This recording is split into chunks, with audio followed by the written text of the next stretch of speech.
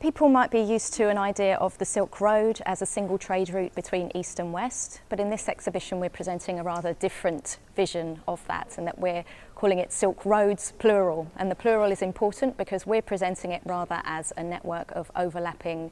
routes that linked communities across Asia, Africa and Europe in all directions, not just by land but also by river and sea.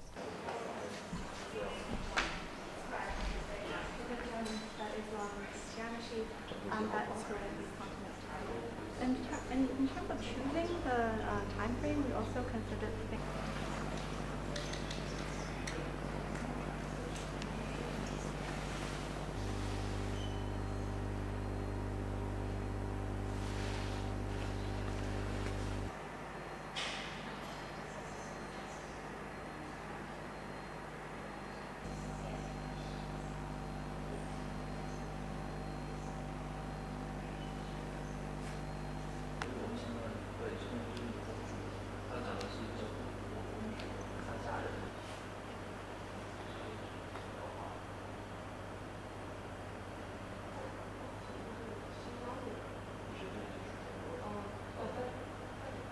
One of the most spectacular loans that we have on display in the exhibition is this fantastic wall painting, which is on loan to the UK for the very first time from our partners in Uzbekistan. And this is a wall painting that is associated with a group known as the Sogdians, who were great traders along the Silk Roads at this time, moving very vast distances. We have traces of them, for example, from China into India and the Middle East. And this wall painting shows a procession which includes the camels, which you might expect to see in a Silk Road show, but also elephants and people from across different parts of the world who are all processing to an ancestral tomb in the Sogdians' heartland of Sogdiana, and the capital at Samarkand is where this spectacular object came from. So we're very pleased to have it on display, and I think it will be extremely popular with visitors and hopefully bring this group of people to a wider audience.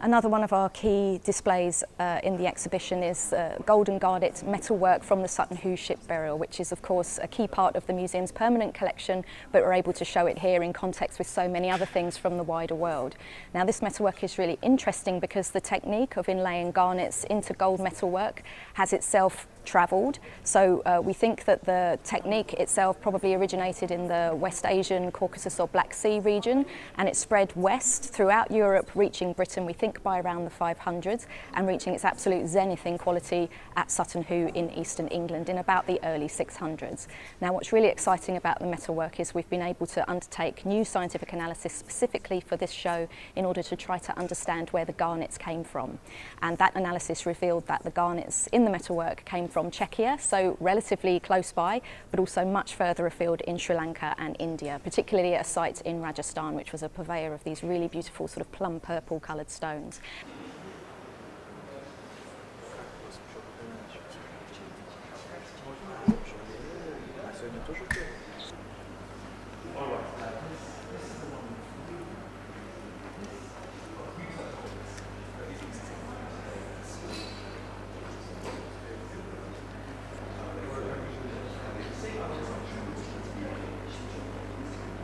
So the story goes, according to the historical records, that there was this princess from an eastern kingdom who hid silkworm eggs and also mulberry tree seeds in her headdress in order to smuggle that out of her homeland to the kingdom of Khotan when she was about to marry the king of Khotan, because the kingdom of Khotan didn't have the technology of how to farm silkworms and to create real silk from cocoons. So she wanted to bring that to her new home.